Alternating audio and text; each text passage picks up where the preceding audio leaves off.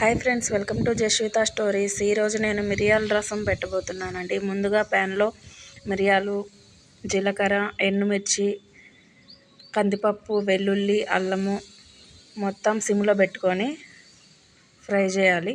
లైట్గా గోల్డెన్ కలర్లో వచ్చేదాకా మిక్సింగ్ బౌల్లో వేసుకొని మెత్తగా గ్రైండ్ చేసుకోవాలి, కొంచెం కచ్చాపచ్చాగా ఉండేటట్లుగా.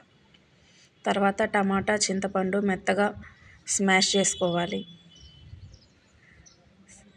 మెత్తగా స్మాష్ చేసుకున్న తర్వాత కొంచెం వాటర్ పోయాలి.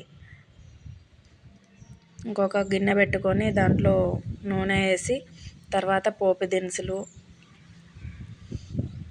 దినుసులు బాగా ఫ్రై అయ్యాక ముందుగా మనం గ్రైండ్ చేసి పెట్టుకున్న పౌడర్ని, కరివేపాకును వేసి ఆ చింతపండు రసం పోసుకొని తర్వాత కొంచెం పసుపు, కారం,